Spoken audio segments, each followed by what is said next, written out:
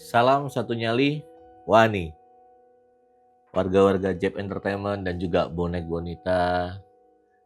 Selamat Hari Raya Idul Fitri 1447 Hijriah. Minal aidin wal faizin. Mohon maaf lahir dan batin. Balik lagi kita di Persebaya Corner.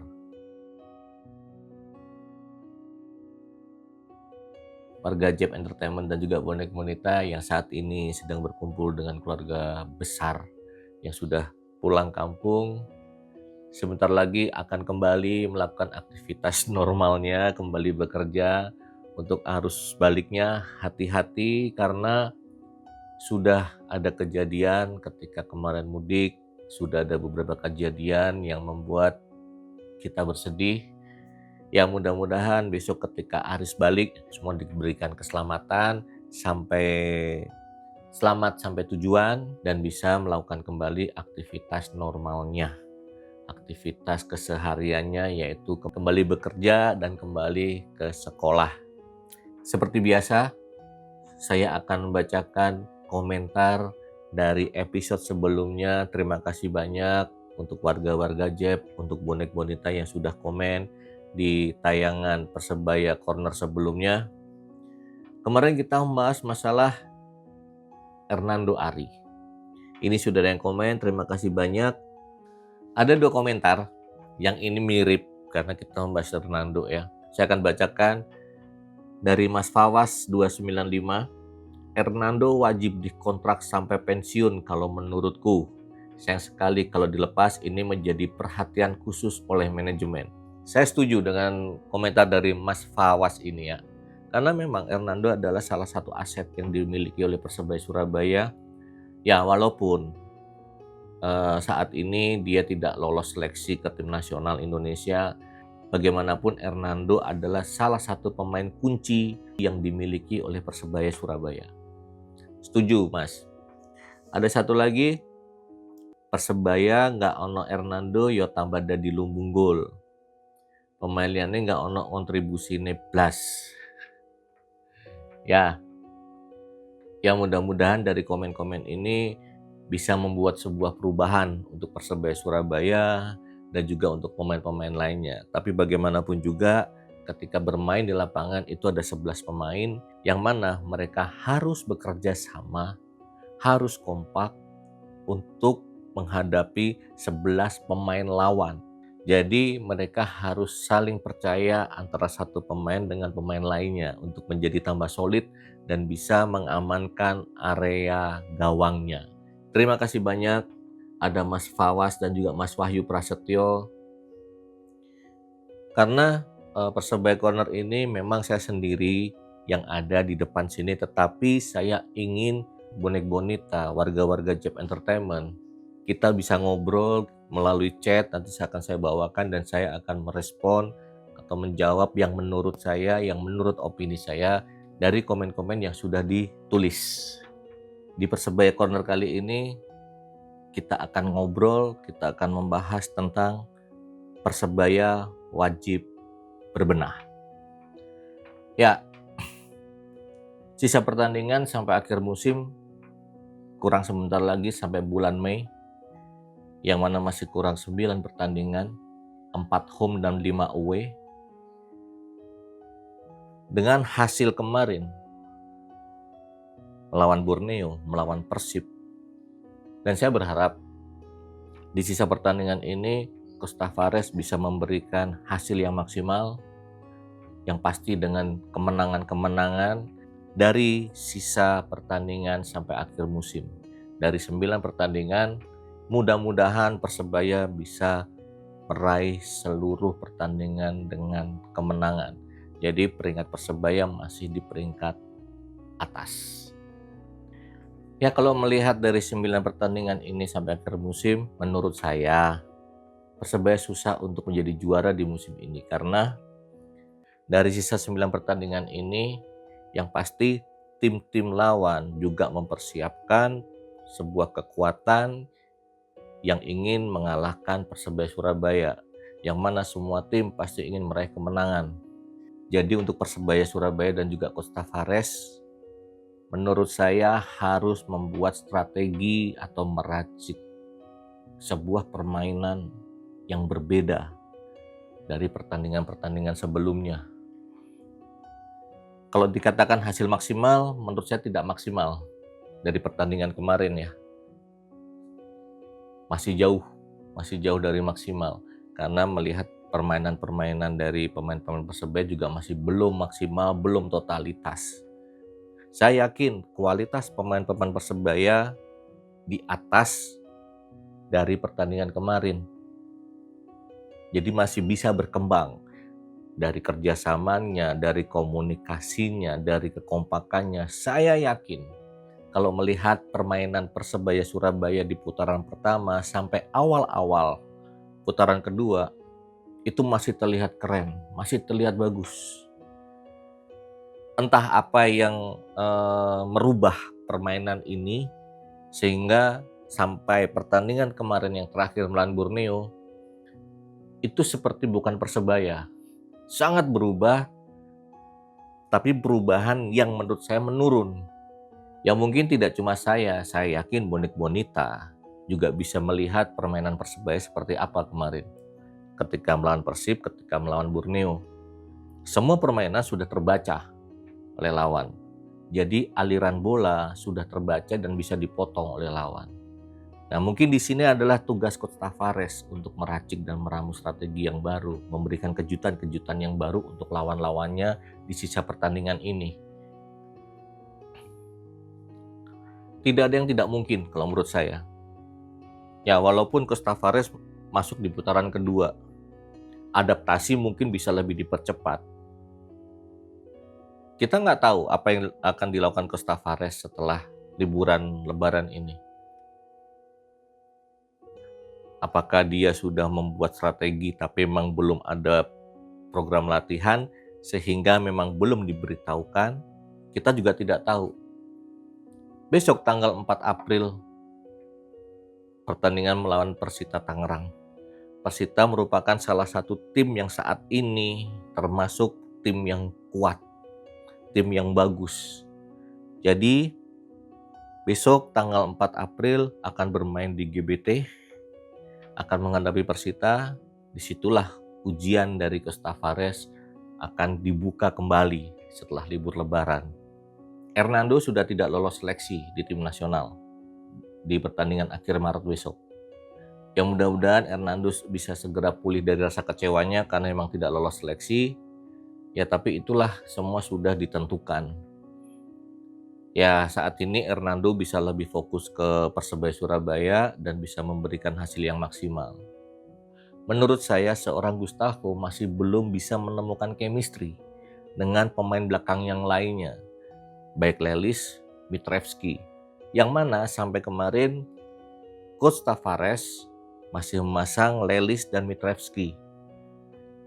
Nah, memang kalau saya melihat Lelis dan Mitrevski sudah kompak. Mereka sudah tahu apa yang akan mereka lakukan karena sudah mengenal. Nah, sosok Gustavo ini yang menurut saya masih kurang bisa ketika mendapat serangan dari lawan. Ya, saya berharap Gustavo bisa segera menemukan chemistry dengan pemain-pemain belakang yang lainnya di sisa pertandingan ini dan bisa menjadi pemain andalan Persebaya Surabaya yang baru. Karena sampai detik ini Gustavo masih sering menjadi pemain di bangku cadangan. Masih belum dipercaya oleh Coach Tavares. Sangat berbeda dengan Jefferson. Ketika Jefferson pertama kali dipercaya oleh Coach Tavares menjadi starting line up, dia sudah menunjukkan kualitasnya. Dan sampai sekarang Jefferson sudah menjadi andalan atau kepercayaan Coach Tavares di sisi kiri. Perbedaan itu sudah kita lihat. Memang posisinya berbeda. Gustavo di tengah, Jefferson di kiri. Yang menjadi permasalahan di sini adalah Jefferson sudah menunjukkan kualitasnya. Sehingga sampai detik ini masih dipercaya oleh Coach Tavares. Sedangkan Gustavo mungkin belum bisa menemukan chemistry-nya atau masih bingung, saya juga nggak ngerti nih. Kalau menurut Bonek Bonita, warga-warga Jep, sosok Gustavo ini seperti apa? Silakan komen-komen. Karena Ya itulah realitanya. Sampai detik ini Costa Tavares masih mempercayai Lelis dan juga Mitrevski untuk menjaga di lini belakang Persebaya Surabaya. Kalau secara fisik Gustavo bagus, tinggi besar. Kalau saya lihat dari beberapa permainan ketika Gustavo dipercaya main itu masih terlihat sedikit lamban. Jadi belum bisa beradaptasi dengan pemain-pemain belakangnya lainnya. Selama ini saya melihat seorang Gustavo seperti itu. Entah itu karakternya Gustavo atau seperti apa, saya juga kurang tahu nih.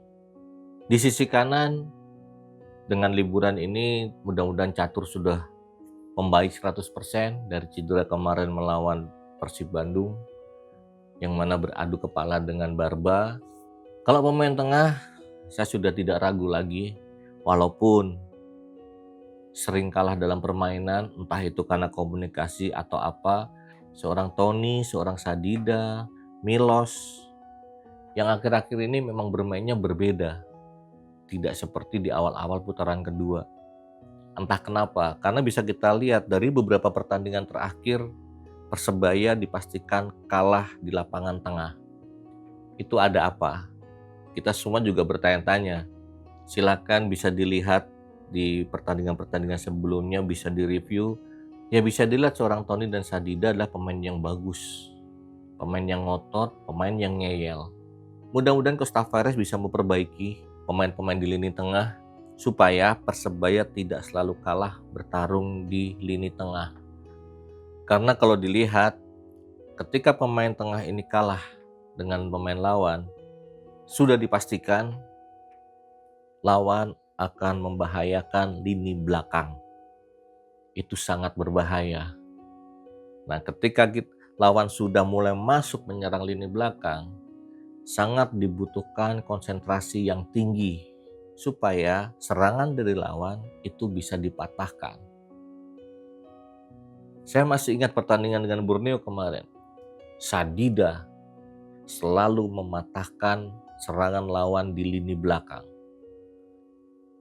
Ya, saya berharapnya lawan akan selesai atau lawan akan berhenti menyerang ketika berhadapan dengan lini tengah Persebaya. Itu yang saya harapkan. Tapi ya bagaimanapun setiap lawan punya strategi dan cara yang berbeda untuk mengalahkan Persebaya.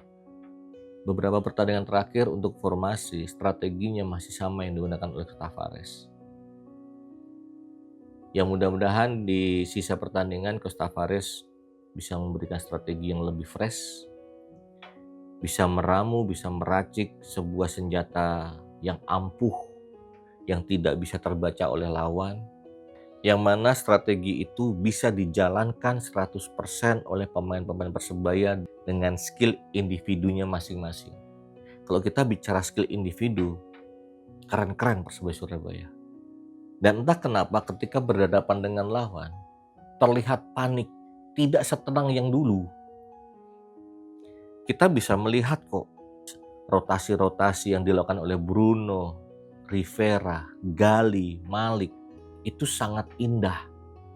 Itu bisa mengecoh lawan dengan rotasi yang dilakukan oleh mereka. Itu sudah terbukti. Nah, akhir-akhir ini walaupun Malik karena cedera, sangat jarang Bruno, Gali, Rivera untuk merotasi posisinya, yang mana itu menjadi salah satu cara untuk membingungkan lawan. Itu menurut saya. Yang mana disokong di tengah sudah ada Milos dan Tony. Menurut saya itu udah sangat kuat dengan melihat karakter Tony, karakter Milos. Masih didukung oleh Catur dan Jefferson. Ini kenapa Persebaya saat-saat ini nih, akhir-akhir ini ada apa? Karena sudah diteriakkan bonek bonita, butuh kemenangan. Sudah banyak statement, di kandang wajib menang. Ya itu keinginan bonek bonita. Yang mana bonek bonita mensupport Persebaya Surabaya juga tidak kaleng-kaleng, juga tidak main-main cara mensupportnya. Ketika bermain di Borneo, sudah dapat informasi dari Capo Ali di Ngopi Dadakan, ada bonek bonita yang berangkat. Sebegitunya seorang supporter sejati terus mengawal tim kebanggaannya untuk bertanding atau bertarung. Di sisa pertandingan ini kalau nggak salah ada 4 home, 5 away. Saya berharap Persebaya bisa menyelesaikan 4 home dengan sebuah kemenangan. Saya berharap seperti itu, tapi saya yakin bonek bonita, semua yang mencintai Persebaya sangat haus kemenangan. 4 pertandingan di home wajib menang, dan semoga di 5 pertandingan away Persebaya tidak menelan kekalahan. Peringkat tengah saat ini persaingan terdekat ada Bayangkara, ada Persita, ada PSIM. Mereka juga menggebu-gebu untuk menggeser Malut United di peringkat keempat untuk masuk ke zona Asia. Begitu juga Persebaya Surabaya yang mana mengejar untuk peringkat 4 untuk masuk ke zona Asia sebagai pembuktian. Tapi perlu diingat juga, Malut juga akan berjuang tetap masuk di area zona Asia. Jadi di sisa pertandingan ini, semua tim saya yakin akan mati-matian untuk berjuang. Apabila Persebaya tidak berbenah dan masih dengan strategi-strategi yang kemarin, saya tidak tahu Persebaya akan di peringkat berapa. Karena kemarin sudah jelas strategi dan permainan Persebaya sudah terbaca. Buat bonek bonita dan juga untuk warga-warga Jeb Entertainment, silahkan komen-komen apa sih yang harus dilakukan oleh Persebaya Surabaya, apa sih yang bisa mensupport Persebaya Surabaya. Mungkin dari sudut pandang yang lain, silahkan komen-komen. Dan juga kalau kita melihat sosial media dan sudah banyak beredar Ramadan Sananta akan merapat ke Persebaya, yang mungkin itu di musim depan, tapi mari kita bareng-bareng, mari kita mengawal Persebaya Surabaya sampai akhir musim ini. Kita bisa mensupport Persebaya baik di GBT atau Pustra Streaming, untuk manajemen, staf kepelatihan, untuk pemain Persebaya Surabaya. Saya berharap suara-suara dari bonek bonita bisa didengar, dan apa yang diinginkan oleh bonek bonita bisa direalisasikan selama itu keinginan untuk berkembangnya Persebaya Surabaya. Dan saya tahu tidak mudah untuk melewati pertandingan satu dan pertandingan yang lainnya, memang tidak mudah. Dan perlu dicatat, bonek bonita akan selalu ada di belakang Persebaya Surabaya, yang mana mereka selalu mensupport, baik datang ke tribun, menyanyikan banyak chants, baik yang dari rumah yang selalu mendoakan Persebaya Surabaya, karena bonek bonita akan selalu ada untuk Persebaya Surabaya. Jadi di sisa pertandingan ini sampai akhir musim, Persebaya Surabaya wajib berbenah, wajib berkembang, wajib banyak meraih kemenangan agar bisa masuk ke 4 besar dan masuk ke zona Asia. Buat warga-warga Jeb Entertainment dan juga bonek bonita, ada segmen baru di channel Jeb Entertainment, yaitu etalase promosi, yang mana video tutorialnya sudah ada. Silakan di scroll. Apa syaratnya, bagaimana cara untuk mendaftar, semua sudah lengkap dan sudah ada di video sebelumnya. Silakan dibaca, karena etalase promosi akan sangat membantu produk kalian, pejuang usaha yang mempunyai brand yang masih belum diketahui oleh banyak orang, untuk promosi. Jadi Jeb Entertainment berharap dengan adanya segmen etalase promosi ini bisa bermanfaat untuk para pejuang usaha baik di Surabaya maupun di seluruh Indonesia. Warga-warga Jeb Entertainment dan juga bonek bonita, kalau ada masukan, kalau ada kritik, kalau ada apapun, silahkan komen-komen. Kalau ada komen yang menarik akan saya bacakan di Persebaya Corner di episode berikutnya. Sehat-sehat terus. Dan yang terakhir, untuk supporter-supporter di seluruh Indonesia, fans fanatik tim-tim di Liga Indonesia, walaupun warna jersey kita berbeda, kita bersaudara. Karena warna kita merah putih. Salam satu nyali, Wani.